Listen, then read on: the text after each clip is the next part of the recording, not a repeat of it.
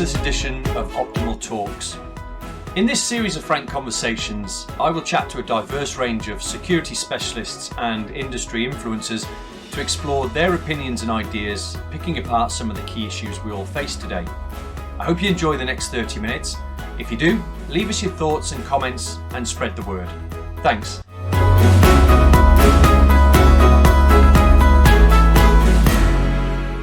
So, it's been a little while since we've recorded an Optimal Talks. This is the first of 2024, and I'm joined by my old friend Mike Gips from the US. A lot of people will be very familiar with you, Mike, because you were with ASIS for so long. But give us a little bit of a background, where you are and what you do. Sure. It's great seeing you, Rick. We've known each other for quite a while. As a matter of fact, you were one of the people who interviewed me for my chartered security professional designation. Yeah. Yep. So, and it was very rigorous but fun. Fun so I, because you were in the you were in a different seat. You were in the inquirer seat. I started my career as an attorney for a few years, but I quickly moved over into I did death penalty cases, and I did intellectual property cases. So I enjoyed the criminal justice and security part of the job. So I ended up moving over into journalism, security, doing freelance writing on security and criminal justice. And then I eventually ended up getting a job as an editor with Security Management Magazine, which is the ASIS publication. Became the editor there. Over time, I started the CSO Roundtable, the CSO Center, which is a special organization within ASIS for senior security executives. Then I got promoted to the head of publishing. And then when Peter O'Neill came in 2016, he'd made me Chief Global Knowledge and Learning Officer. So I was in charge of the magazine, the CSO Center, standards and guidelines, certification, and a bunch of other things. So I was really a really thought leader. Oh, and I was also the first chief security officer for ASIS. So I really got my bona fides at ASIS. I left in 2019, and all on good terms with ASIS. I'm still heavily involved.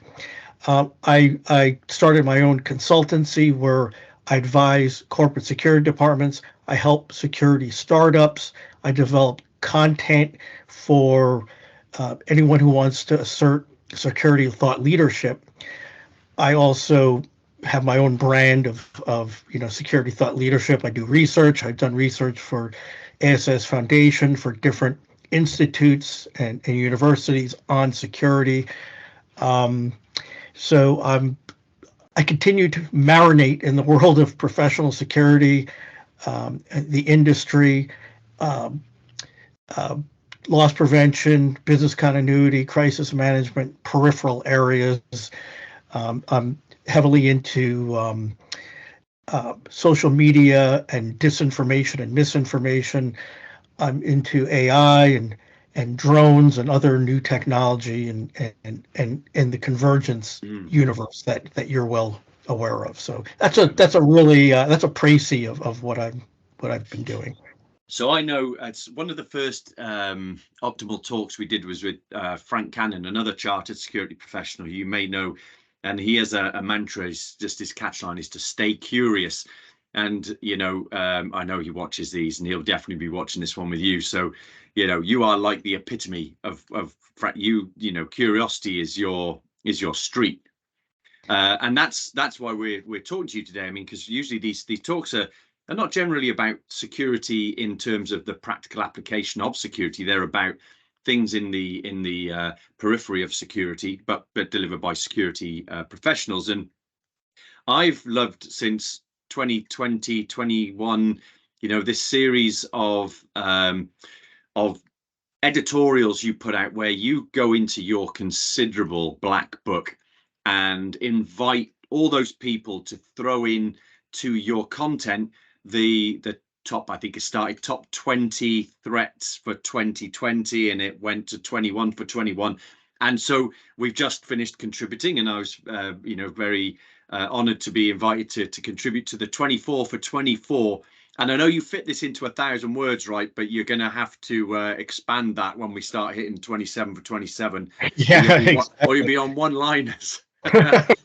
So I want to explore. We can't go into the full 24, but I really would love to know what that, soaking up like a sponge, all that information from these CSO level, the expertise, the specialists that have given you their insights, to take maybe the top 5 that you have filtered into your document, and then maybe share with people how they can get hold of that, because I think that would be a great takeaway and stuff. So tell me, if we were to start from 5 to 1, starting with I think of harnessing data, what was, so your 5th most important was harnessing data.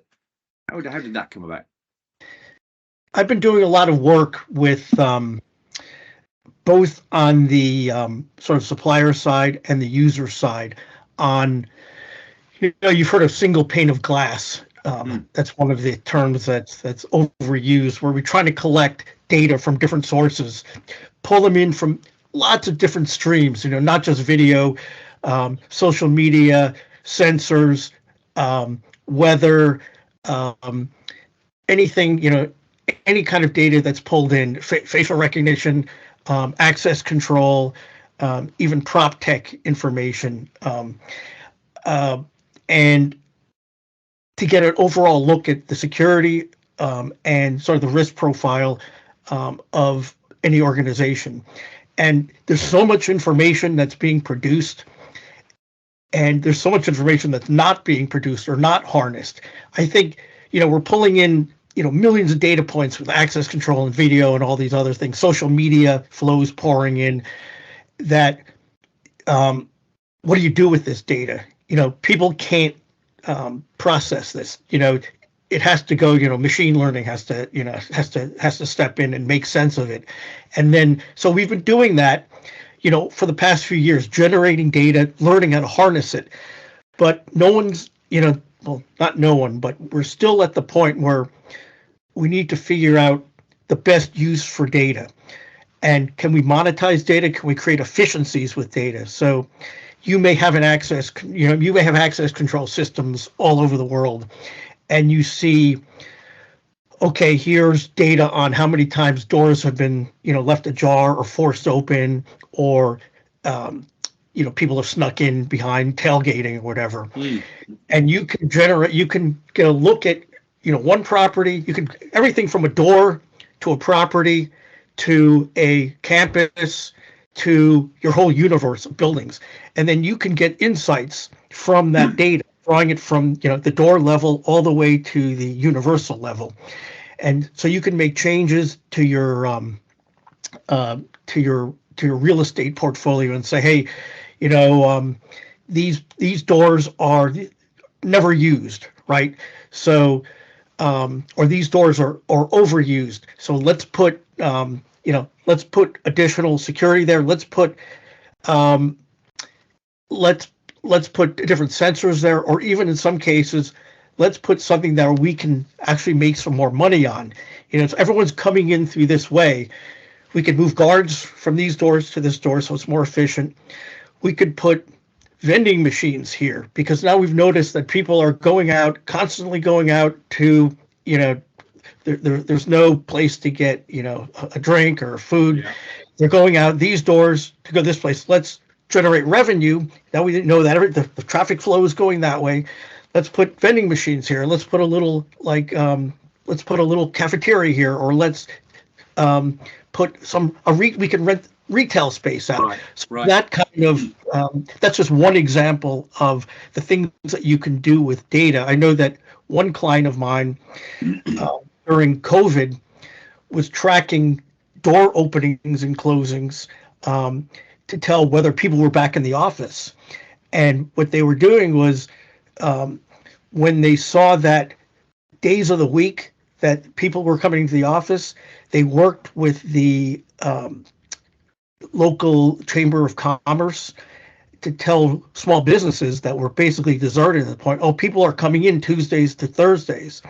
That's when hair salons can reopen, chemists, newspaper stands, lunch places. Like, so if you don't want to open Monday or Friday or whatever, people are coming back to the office, and that's a whole benefit to the whole community, benefit to people who come into work, benefit to small businesses, benefit to the tax base.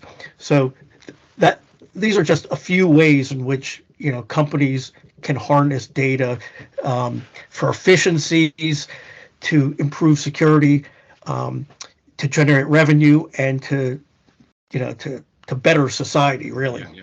No, I think that what it's made me think, there's a government security leader that says always you've got to look for the value add in security. Don't just sell security, sell the value add.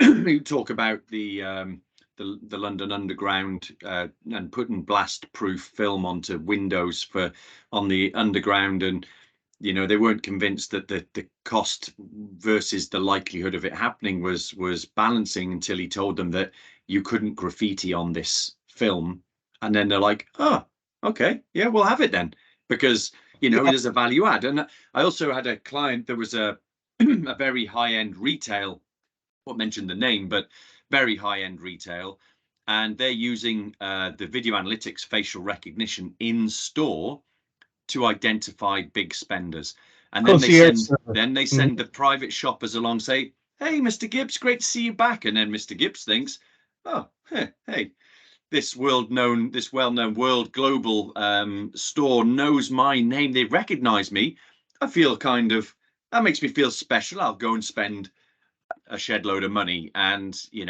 at the tills they have the cameras, so when somebody comes up on the till and tells them the name of the person, if they're known as a big spender, they're the ones that want to make special, and they say, hey, Mr. Mohammed, how are you? And it's clever. It's a value add to the technology. Yes, those are words of wisdom, Rick. Of course, just let me clarify. If I were to come in and say, "Oh, Mr. Gips, you can't afford the store. Let's show you to the the £1 store next door." But seriously, yes, no one really wants to buy security. They have to buy security. They want to buy things that that they're going to be using. They don't want to buy fail safes that they never want to have to use. They want to do something that provides value now, and that's a perfect example with the concierge service. I'm working with a company that does voice biometrics, and their main application is life safety. So you use your voice, and you say a specific word, and it will trigger authorities. Like if you're in a home invasion or in a holdup at a convenience store, you say something, it'll call 911 or 99999, and automatically tell them what the issue is, where you are, it geolocates you, and without having to call you back, sends help. Now that's great.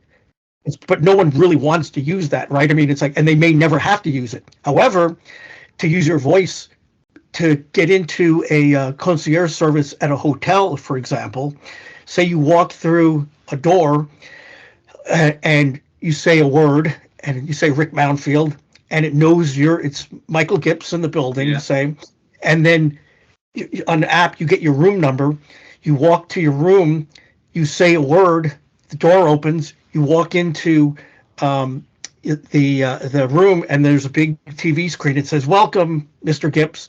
Yeah. You can use all these voice commands. To order room service, just say room service and say what you want. To put on Netflix, say Netflix. To turn off the lights, say turn off all the lights, say turn off, blah blah blah. And all of a sudden you can check in. You can get extra special service just with your voice. Now, it could be done with other biometrics too, right? Voice is just an example, but these are things people want to use it for. They don't necessarily want to, it's like kind of they have to use it for an emergency. It's great to have, but let's get it into something that they actively want to use, that they're practice at. No, I'm with you. But with that comes that vulnerability, then, doesn't it? Because, like, I don't want to get into AI yet because that's further up the list. But the truth is, we've got voice replicating AI now that you might have your room and then pop out into town and somebody's come up with a voice replicating AI and then start access your room with a voice that sounds unrecognizably or it perfect match for your voice, and then use it for criminal intent. And we're always that one step behind us. So I think for every evolution of new technology or new thoughts that help us in life, make life easier, because that's what we do, it's a human behavior to get the greatest reward and outcome with the least effort. It's just a caveman instinct. That's what we're designed to do. All of that, the easier it becomes, the more it can be manipulated. And and that's, we see it all the time, don't we? We had high streets full of shops, and then we ended up with shopping malls, and everybody went to a mall and the high street died. And then we had online shopping, and nobody goes to a mall now. They get, even grocery shopping gets delivered to the house. You don't need to go to a supermarket anymore. But every time we get a sophistication or something that makes life easier, it's more manipulatable by criminals, because it's a wider sort of threat landscape. You've got more opportunities to manipulate that. So I mean, the harvesting data thing, I'm with you on that one. So that then came to and actually a nice little thread through into all the things I just said. Convergence. I think we've been talking about converged methods, ESRM. We've been talking about this since I left the army. That's 12 years ago, when at that time I was kind of like, what is this? Now we're still talking about it, but the two still don't seem to be in sync yet. And I was involved. I'm going to talk turkey here. I was involved in the ASIS research in 2019, where we looked at the level of convergence of business continuity, cyber and physical, in United States, Europe, India, and we got 500 or 600 responses. It was a good, sound study, and we found that there was about 20% convergence, physical, cyber. And I'm a big proponent of convergence. There are many reasons to converge. There are many benefits. Yeah. Another study done after COVID by ASIS 2022, and kind of looking at the effect of COVID and whether the numbers changed. And they ticked up a bit. They went up to maybe 25%. And it varied by industry, by size, by region. But I'm here to tell you that I did the research. I believe the research. I believe in the credibility of, obviously, the research I was involved in and the researchers in the 2022. But it doesn't pass the eye test. You go around and you ask, do you have a converged department? Go ask 100 of your CSO friends. If 20 of them say yes, I'll be gobsmacked. Yeah. If 10 say yes, I'll be, a little surprised. To me, it seems around 5 to 10% that are truly converged. And I don't think people are lying. I don't know if it's the way we're asking the question, but maybe, they're saying, well, we talk to these other departments. We talk, maybe we share information. We're part of a risk council or something. Yeah, we're kind of converged. Let's say we're converged. It's kind of a mystery to me that I think we're moving in the right direction, but security doesn't run the show anywhere, right? Security is a function that is often subservient to, let's put it, bigger function, operations, legal, finance, whatever.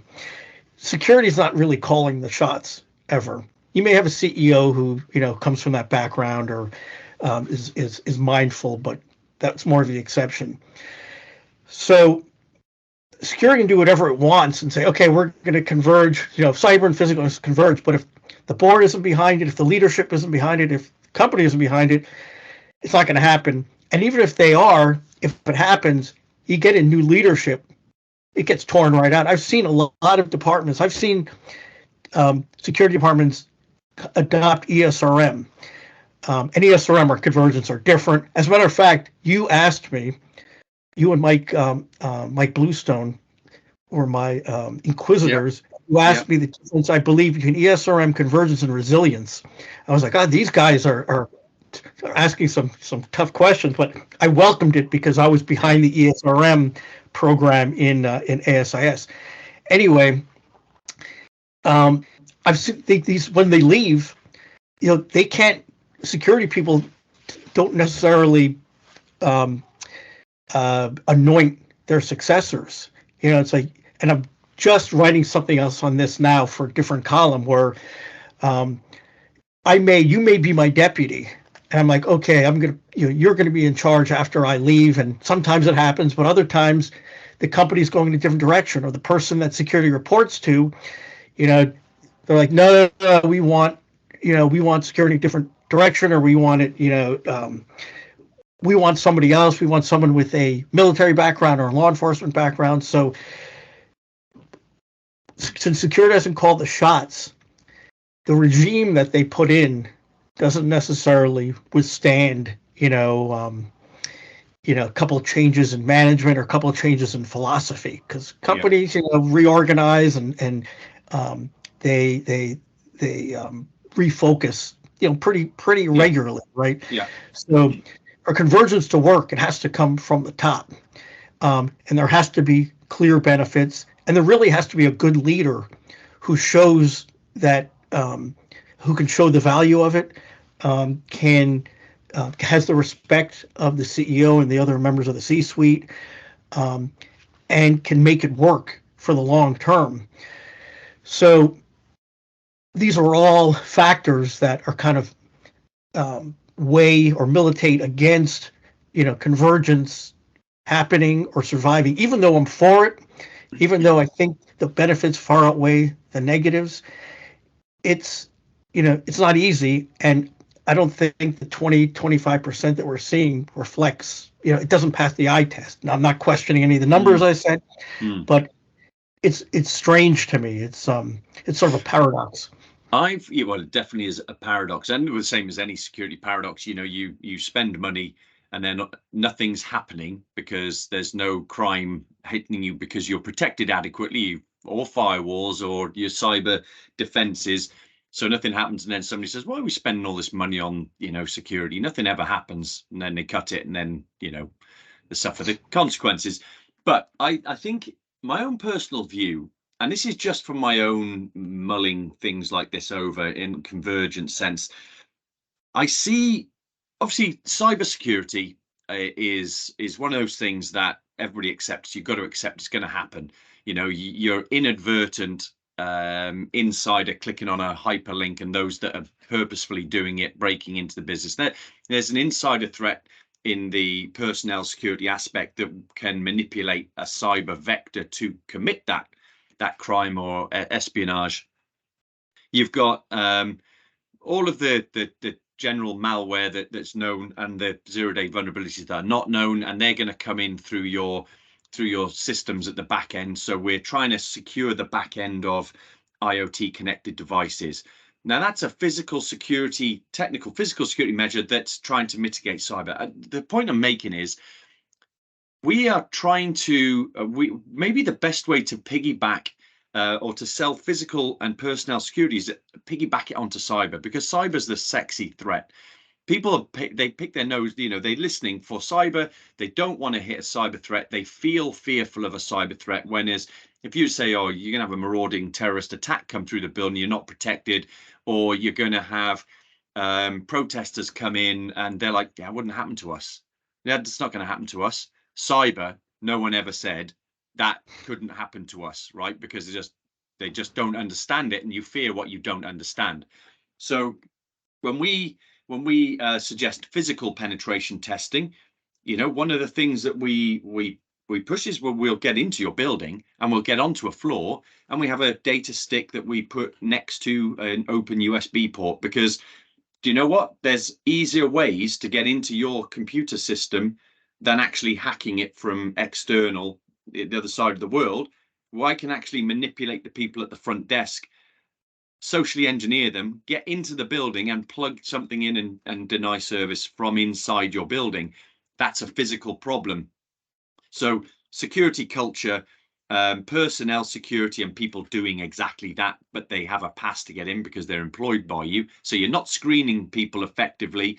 All of those things can be manipulated to commit a cyber crime without it being a hack. You know what I mean? And I think that, you know, the successes I think we see in influence generally relate to physical security addressing a cyber problem. But if you're doing that, you're still addressing every other vector of threat and risk at the same time. And I sometimes, this is like it's upselling, isn't it? It's the, like I said before, you have to add the value. So don't say, look, you know, we're going to stop people stealing the pencils out of your stationery store. We're going to stop people getting in and plugging something in, denying service in your system. So convergence absolutely has to. And I don't know, in your opinion, and please tell me honestly, I mean, this might not be something you've thought about. I feel that physical and personnel, you know, people like me and you, that we value cyber mitigation, cyber security. We try and make ourselves better. But if I speak to a cyberist, it's a phrase that not everybody's a fan of, but it was coined by the National Cybersecurity Centre. If I was to speak to a cybersecurity specialist, they're like, yeah, you know, physical, it's not really my thing. I don't need to know about that. That's not where I work. That's what you do. We are more interested in convergence than the cyber community is in working with us. Have you seen similar in the States? Yes. And it kind of chuffs me a little bit because, you know, it's pretty clear that boards value cyber. It's a board level issue. Physical is not. You know, you can look at all these surveys. Data security, privacy. Online privacy. Blah blah blah. They move company valuations. They move, investor sentiment. Stock prices like that. Yeah. Physical doesn't. It's because something that is that drastic, like a terrorist attack, extremely rare, right? The cyber, it's happening constantly. If you don't have, you're getting your firewalls are get, your network is getting pinged constantly, because it's automated, right? I mean, a lot of it is automated. So you can send millions of, attempted attacks, at the same time. You can have, networks of computers, directing these attacks. So yes, the kind of hierarchy has created. It's like the cyber is up here, at least in my mind. Cyber is up here, physical's here. It's like physical, you're the flat-foot policemen who come in and it's like, you can lock the doors, and make sure that nobody's stealing purses or whatever, right? There's no workplace violence. But and up here is where the cyber, it's like where the serious assets are protected, right? Yeah. Because now the crown jewels are digital. They're not physical. Yeah, that's true. Right? It's intellectual property, it's data, it's so they and they're also much more recent vintage, right? I mean, physical security people have been around for, as a profession for maybe 70 years, right? Yeah. Where cyber really, 20, 30 at most, right? In corporations, and they kind of jumped to the thing, they made their way to the top. So yes, there's definitely a hierarchy, and there's the sense that I don't need to know that stuff. Cyber is generally better paid, right? Has more authority. So it's there's that kind of sense. And when you talk about convergence, now you're bringing in two different cultures, right? You're talking let's talk about stereotypes, gearheads, versus knuckle draggers. I'm just, No, I'm with you. Yeah. Right. It's right. The people who know the physical stuff, the ex-cops, military, and the people, kind of who know zeros and ones. Their cultures are very different. Communities are different. The skill sets are different. Now, if you're going to have a converged department, how much do you expect each to be able to be holistically, have a holistic knowledge of all that, right? So how do you cross-train them? How do you get them to even respect each other or be able to fill in for each other for redundancy? Yeah. So you've got the cultural things, and you have the physical security. Like, I don't want to be secondary to the cyber, because cyber is going to win, right? So I'm going to report, he's going to be reporting up, or she's going to be reporting up to the cyber person. So those are the kinds of issues that, that get in the way of convergence. The challenges to true convergence. I think actually what I am seeing a lot more of physical security leadership working into the information security structure. So whilst, I'm not saying specifically the CISO is line managing a CSO, they are working, the CSO's remit is feeding into the, the mission of the information security officer and the CTO, because they recognize, and they should recognize, that a physical intrusion into a building is an easier, more cost-effective and less risky way of defeating cyber defenses than hacking, unless you're in another country and there's no extradition, that sort of, but otherwise, it's easily done, especially in the UK, because we're just too polite to challenge people. So also physical security, they may not know it. They have an advantage. They have multiple advantages over cyber people. They know how to talk to people and interact with people. Is huge, because we're talking about insider threats are enormous, right? And most of them are negligent, careless, but some of them are intentional. Physical security people know how to interact, especially with the police, military background, or or not necessarily that, but maybe just general business background. They know how to communicate, and two, they know psychology. That is enormous, right? They're not just dealing with the technology. They know how people tick. That's an enormous advantage.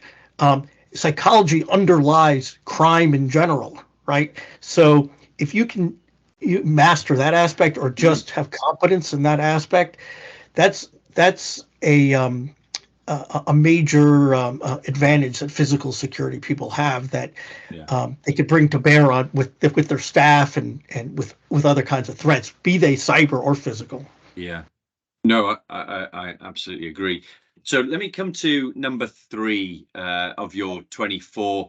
And this one, we haven't even talked about this one before. I wanted to keep this one dry because I don't understand what this one is, and I really I want to face this head on the way everybody else will listening at home. But quantum readiness. Now, I understand quantum technology. It's a big focus for our government, your government. It's evolving and it's at risk. So quantum readiness, in terms of your survey, what was the threat there? Let me just make people feel a little more comfortable that we're not that close to like a quantum reality. With quantum computing, will make today's traditional computing, obsolete, because instead of, we use ones and zeros, right? It's a binary code. It's either 1 or 0.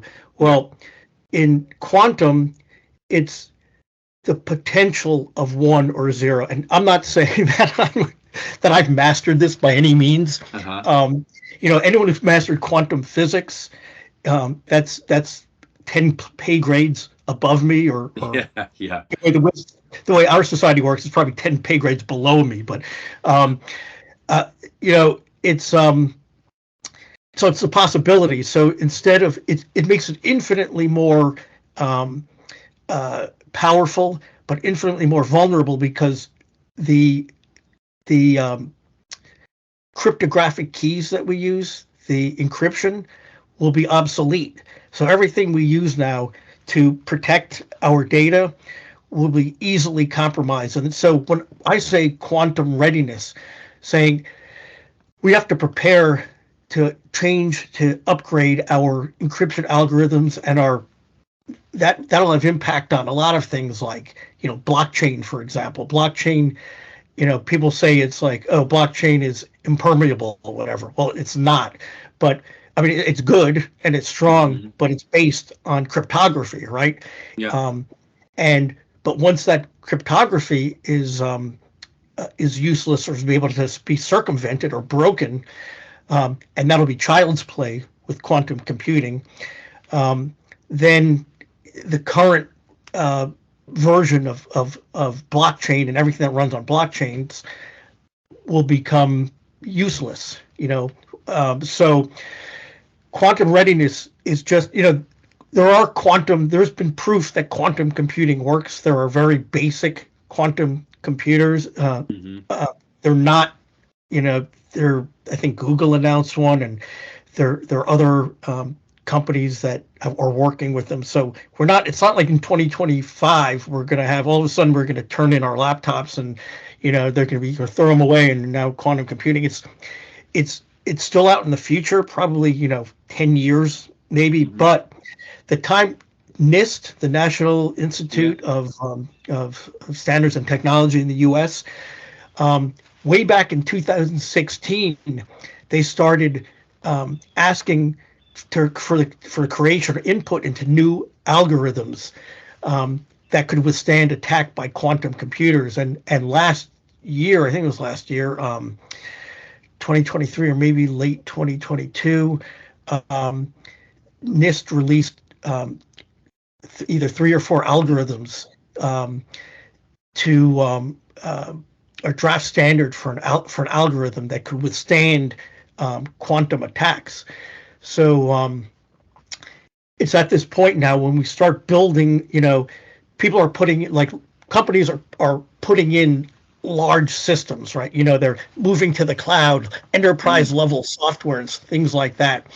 As they move into a new era of computing, they're, like, do you remember Y2K when everybody said, okay, there's only 2 digits for the, now we need to have 4 digits. People started moving into farms in Scotland because they thought everything was going to shut down. Exactly. Yeah, I was on duty that night. That's child's play compared to quantum computing, because considering we're so much more advanced in just the world of computing in 4 years, right? Yeah. So, but think of that kind of like doomsday, but we have to prepare for it, because the systems we're making now, to withstand quantum attacks, we have to at least be mindful of it.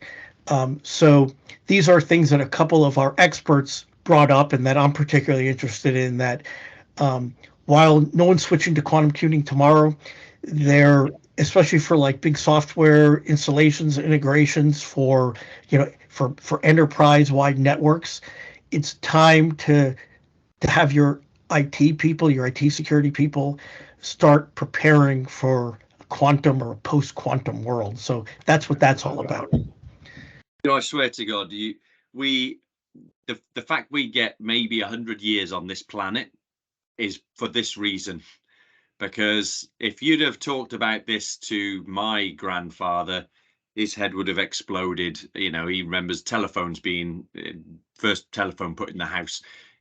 We're advancing so fast, we just can't keep ahead of it. So well, I think this is one of the key things that both our governments try and do is to forward plan, so we're not always on the back foot reacting to new threats. We try and preempt what they're going to be, and I think this is a really good shout. Actually, it's not one I'd thought of. Certainly I didn't submit that one.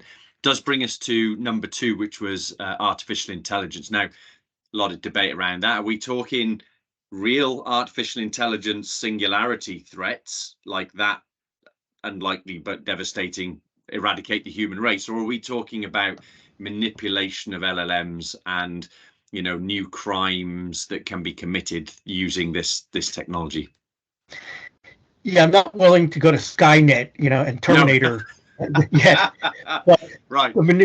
But the latter, the manipulation. Oh God, Yeah, I'm glad you said that.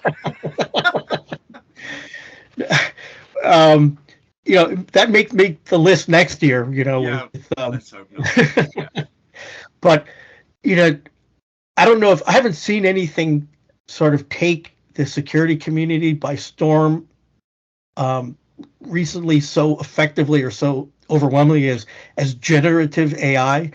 So you have ChatGPT, DALL-E, and other versions. And when it first came out, or at least became publicly available, or publicly known, it was good. But I mean, it's amazing how quickly it works. Yeah. But it was also amazingly terrible in that, kind of garbage in, garbage out. It's only good as the information that it pulls from. So if I said, tell me about Rick Mountfield, who's with Optimal Risk and has this background and blah blah blah blah blah, and this stuff is all on the internet, so you can tell me wherever. Yeah.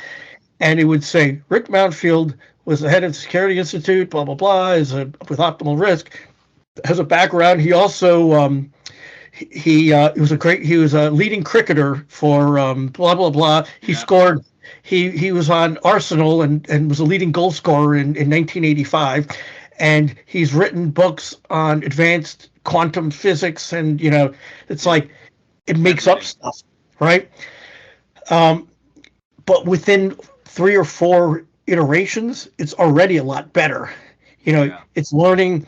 Now it's still, I'm a writer, so I look at it, and it's the writing that it produces is competent. It's not great, but it's serviceable. But it learns so fast that I kind of scoff at it now. Next year it'll be scoffing at me. Yeah, no. So I'm definitely. I had a conversation with a guy at one of the Christmas parties who works on the security and sort of within the ethics side of Google Bard. And it was a new one on me, but it showed me some stuff that it could do. And I came home, and over Christmas, I was sort of playing with this friend of mine was away for Christmas, and he put a picture onto our WhatsApp group. It's like, oh, guess where I am? And this picture of his whole family and everything. So I cut and pasted the picture into Google Bard, and it was like, yeah, I can't, facial recognition is not allowed, blah, blah. And so I just cut out this dome in the top corner. And then I put that dome into Google Bard, and it came back and went, that is the Pest building. It's on the banks of the Budapest, and and then I did the bridge that they were stood next to, and they're like, this is the bridge. It was the architect was British, and I sent all this to him like 30 seconds after he'd sent the picture. He's like, holy crap, how did you know all that stuff? I was gobsmacked. It was just a picture. So now, in terms of social engineering, I know there are apps, because we're aware of them, that you can just put a picture in and it will tell you everything. Now that is just scouring the power of the deep web and the World Wide Web to find that information that's there. And there's 20 plus years of information sitting there now to be scoured. So even when people tell us that we do these personal digital vulnerability assessments, so we have a client says, listen, I'm all right. I have no social media footprint there. You won't find anything on me. And a week later, we come back with 90 odd pages of stuff that tells us everything about their life. It's unavoidable, right? Nobody is that off the grid. But these things are going to create a tool to manipulate people that way, Absolutely. Yesterday's phishing attacks where, it's kind of obvious, it's like the language is poor. There's like, you could tell the email address is a little bit off or whatever. Right. English isn't their first language, or there's kind of obvious mistakes. This stuff is getting a lot better now. It's getting so much better that, and this, I don't know if anyone's really talked about this. I delete almost anything that comes in that's saying that there's a problem with something or other, or you have to do something. and it's caused me problems. I delete actual information that's real, that's true, that I have to act on. Like, I'll get calls from my bank, like, oh, you need to. I'm like, wait a minute, that wasn't a phishing attack. It's like, your balance is low, whatever. You need to call. And like, oh, that's BS. It's like hyper vigilant. Yeah. Yes. So, and it's like, then I get a call from the bank. I'm like, is this really the bank? I got to call back. I actually physically walk to the bank to make sure that it's. And so it's wreaking havoc with like my real life. It's like, I don't trust anything. I have to verify everything. And so that's sort of the flip side. It's getting so good that, and I'm sure I'm obviously hyper vigilant to this stuff, but I'm not saying I couldn't fall for it. People like very smart, intelligent, wary people fall for this kind of stuff all the time because they're hurried. Yeah, they're hurried and it's sophisticated. This is one of the ones that I can lay claim to. So this is one of my top that I submitted to you, which followed the track of the voice I talked about before, the voice simulation. And I used Sir Keir Starmer as the leader of our opposition, the Labour Party in the UK, and his voice was falsely put out on social media of an audio recording that was supposed to have been real, of him absolutely berating and cussing at his assistant for allowing an iPad to drop its charge at the Labour Party conference. It was proven very quickly by the National Cybersecurity Centre to have been fake, but it was generated through AI, sounded exactly like him, and it went viral. On social media platforms. Oh, he can't talk to people like that. I don't like him anymore, and I wouldn't vote for him. He's an arse. And it was absolutely wrong. It wasn't him. So thankfully, there are people there that can work this out. But generally speaking, the damage is done already, because not everybody then saw the follow-up saying this is fake. And I think a lot of our governments have been. Supposedly the suggestion is interference in elections. You think about CEO fraud. I want you to transfer this across in an email. People are like, I'm not falling for that, phone you up. Well, now they get a phone call from you, like, well, that's definitely him. Okay. These are new vectors that we haven't seen or weren't possible before. Now they are. And those, you were talking about the voice on the politician, and you said there are people who wouldn't have seen that, that it was proven a fake, and there are people who, I guarantee you that there are people who will hear that it was a fake and say, no, this is a conspiracy, it's real. Right. Or get someone to say it's fake, because we live in a world of echo chambers where people select the news, the information they want to hear. They believe what they want. I see it on social media all the time. Just click on any, post on Twitter/X or whatever and read through. I was looking at something and it was Hunter Biden in a hearing with Marjorie Taylor Greene. Now that probably doesn't mean a whole heck of a lot to British viewers, but Republicans, a lot of Republicans think Hunter Biden is, all that's wrong with, America. He's like, right. He should be arrested. He's grifting off the government, blah, blah, blah, blah, blah. Other side thinks that Marjorie Taylor Greene is all that's wrong with America. Right. Yeah. So, and I'm going to, not betray my political beliefs, not really relevant, but I was reading comments and, people were saying, good for Biden. Biden walked out when she said he should be arrested or something like that. I don't, whatever it was. People were saying, good for him. He has no reason to be. Then the next thing was like, he said, God bless America for Hunter Biden shouldn't have to deal with this. And then the thing was, God bless America. He should be in jail. Marjorie Taylor Greene is like holding up our values. It's like, and these are people, it's like they see the same set of facts and they already have their worldviews. So now you add complete disinformation, misinformation through deep fakes or whatever kind of manipulation of video, and people will buy it no matter what because they want to buy it, and it's playing into, and that's actually another one of something that I'm not sure made the list. Nation state attacks on democracies, like on not only like economic structures, but on faith in institutions like our the free press, government institutions, and make people go at each other. Apparently, China has been flooding social media with anti-Semitic memes to get people to turn against, Jewish community and anyone who's deemed a Zionist, right? Because Israel, because that's, and we'll talk about that later. But all these things intermix, and our enemies are leveraging this stuff to pit us against each other. Yeah.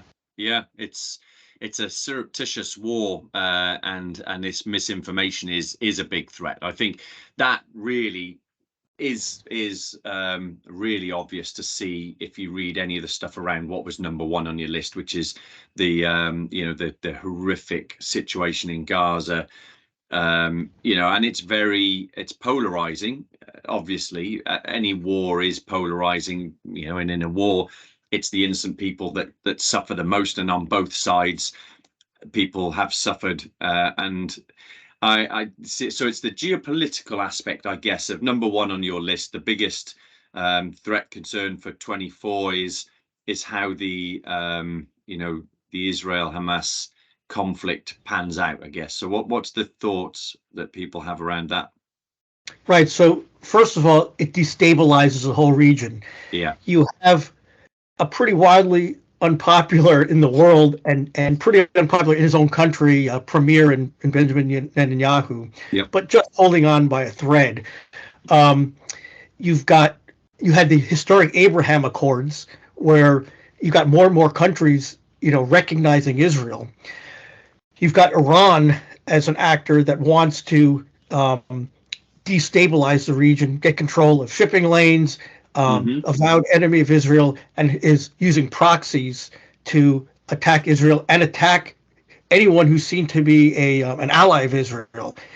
So Egypt, Jordan, Saudi, or whatever, against the Abraham Accords, because it's going to shift the balance of power in the region. So now you have this whole disruption. Syria and Lebanon are kind of into the act, right? And of course the superpowers, so much of the oil goes through that area, so everyone has all the superpowers have made the whole world has made interest. As a matter of fact, it's kind of sucked the energy or sucked the air out of the Ukraine Russia, which is still raging, but it's kind of taken a back seat, and it's incredibly important.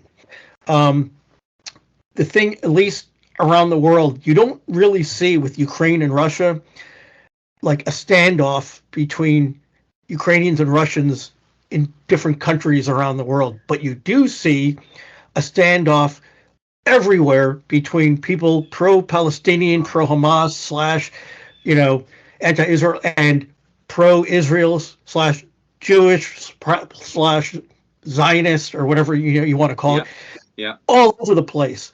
And it's really affecting campus life. I mean, you see, I don't know if you know what's going on in the United States with, there was testimony before Congress on activity by pro-Palestinian groups calling for genocide of, well, let me back up. There were three presidents of universities, Penn, Harvard, MIT, called to Congress to talk about the issues on campus related fallout from the Gaza-Israel conflict. And a congresswoman asked, if there was a call for genocide of Jews on your campus, would that be free speech? Would that be allowed? And all of them hemmed and hawed and said, well, it depends on the context and, blah, blah, blah. And the congresswoman laid into it. So if you call for a genocide of an entire population that's okay. And they all kind of had legalistic answers. And the press, everyone kind of went nuts on them and said, you know, two of them have resigned. Right. One is on, Penn resigned immediately. The one from Harvard resigned only when all these accusations were coming up that she plagiarized papers in her own work. So the combination, and the MIT person is holding on by a thread, I think. So you have this societal forces like people who are pro-Palestinian, the pro-Palestinian cause, and you have people who are strongly pro-Israel.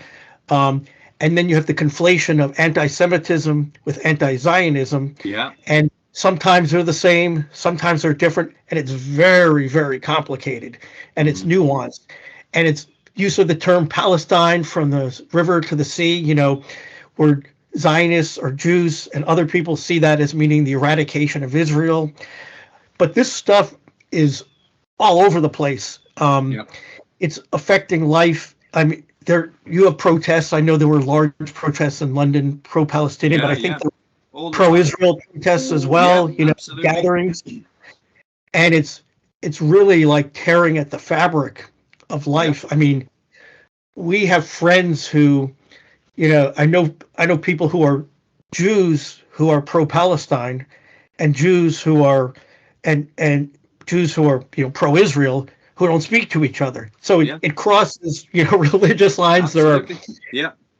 There are people that are strong Christians who believe in Israel and the right. It's like it's weird. There's a lot of strange bedfellows, but it's at least in the United States and kind of what I see in other places around the world where there are significant Jewish populations, especially. It's really like tearing at the fabric of the culture, especially since Jewish people see them like a lot of people see Jewish people as like an exalted minority. Like they do well, they're a minority, but they do financially well. They rise up, they're hard work, whatever. Highly educated. Like, oh, they're not really a minority. And Jewish people see themselves standing side by side with other minorities, civil rights and everything. And all of a sudden now with other groups like that are, with the rapes in Israel, like they're seeing that nobody's really standing up and saying anything about it. These horrific, violent rapes and attacks and beheadings of babies and things like that. It's like, oh, we're alone here. Jews are saying we're alone. We're not really seen as a minority, but now everyone's turning against us because we're not perceived as a minority. And it's like, really, there are, 15 million Jews in the world out of 8 billion or whatever it is. So, and then pro-Palestinian people are saying, we're, Israel is power. It's really a, I don't want to say like, it's supported by the United States. It gets billions of tax dollars from American citizens. It's, it can do whatever it wants. They act with impunity. It's really Islamophobia. That's the problem here. And, Jewish culture is sort of baked into Western society, but Islamic isn't. So it's like we're being discriminated against. No one cares about the Palestinians. So there's a lot of things going on here. And there's not a lot of this. I suppose there are people, but it seems like those that want to voice their anger is very polarized, one side or the other. There's not a lot of I can see their point of view. I can see why they might hate them, and I can see why they would retaliate for what had happened there. But if you were to whittle this back side to side and see who is retaliating for what to what, you're going back, to biblical times. This is baked in history that has created a generally deep rooted mistrust and hatred that is fueled by modern times. And I don't know what the answer to that is, but you're right, and I can see why it's at number one, because we've seen riots as far as Australia, pretty much in every country where there's a mixture of both religions and races and sensibilities, and but the truth is that it's horrific that one side has to retaliate against the other side, and every one of them thinks they're retaliating, not instigating. Right, and they think that they have the original right to the land. Yeah. That Palestinians might say that the Jews are colonizers. Yeah. And Jews say, well, we were here first. We were here 4,000 years ago or 6,000 years ago, whatever it is. We'd be colonizers. Like, it was actually the British and the French who colonized it. You've got back because you had the British and the French after World War One, and the Ottoman Empire had it before then. The Roman Empire. It's like there's been a lot. It's like we live in an. It's like almost everyone's a colonizer. Could be called a colonizer these days. Some native peoples, indigenous peoples. So it's like, where does it stop? And how far back do you go to say, it's like, well, you took a lot of detours before you came back, so now you're a colonizer again. You don't have the right to call it your land. It's incredibly complicated and fraught. And it's like, where do you go from here? And there's a lot of conflicts in the world. There's people, there are genocides in the world, but for some reason, everyone's talking about, and the Ukraine-Russia thing's going strong, but it seems that Palestine and Israel is the one thing that everyone's taking sides on. No one cares much about the other things, right? And so that's why it's up to number one. I think any conflict which is religious based is always going to be more emotive. Russia, Ukraine is about conquest and protectionism, in one lump of land. But every conflict I ever deployed to in my 24 years in the British Army was religion based, whether it be Northern Ireland, Catholic, Protestant, whether it was into Bosnia or the Iraq. You go anywhere really, it was usually the difference between the two sides was their belief, and it's such a deep-rooted thing that you can't combat that. So we hope that this can be sort of resolved in some way over many years to try and slow things down. But I just want to ask you about that. Yeah. So you have in India long-standing animosity between Muslim and Hindu communities, right? Yeah. And it spreads out. Like in UK, it's a pretty big deal. I know there have been clashes. So, and I know there have, violence between Hindus and Muslims in India, the UK, and anywhere where there are communities. But you don't really see people lining up on either side, right? I mean, that's gone on for, since the partition, right? Or, probably even before that, right? That's like, but you don't quite see people in universities in Australia, going out and saying, like, let's end the Hindu, genocide against Muslims or whatever, or, I'm just I'm not characterizing it as a genocide, but I'm saying, you don't see people claiming that it is or whatever. But so for some reason, Israel-Palestine really has captured, the world's attention over other conflicts. Maybe it's because it's so ancient. I think so, in some ways, I think it's people like to support the underdog, and they hate bullies, and dependent on your beliefs and where you're getting your information from, you are railing against one side or the other as a terrorist organization or a bully, occupying state, or they're being persecuted, whichever lens. It's like that brilliant picture that has got two guys stood either side of a number 9 drawn on the floor, and the one guy's saying that's a 6 and the other one's going, it's not, it's a 9. Right. So, you have to look through the eyes of the other side, and that's a difficult thing to do, especially when people are dying for that belief. Can't imagine being in amongst that. But your list, I think, is a classic. It's been a part of my professional development, has become a classic mainstay of the beginning of the year. We've got this list, and I look forward to it coming out. I look forward to being invited to contribute to it. I'm glad a couple of my things got in there, so I'm happy with that. I think so on the 16th of July this year in Manchester, I'm going to be chairing a security leaders conference, much like for Security Journal UK, and like the International Security Journal one they host in Dubai. And as part of that, the advisory council that I'm sort of chairing were asked what are the top 3 things that they think are the topics we should be talking about, and they're all security leaders. I think there's one thread in this that's hit maybe 75% of the responses that wasn't covered in yours. I'd be interested to know if it hit your 24. It is the professional capability and training of our security people from frontline through to the CSO level, and whether we have a structured pathway that helps people navigate these complex problems we've just been talking about. Is that something, is training development something that hit the list this year?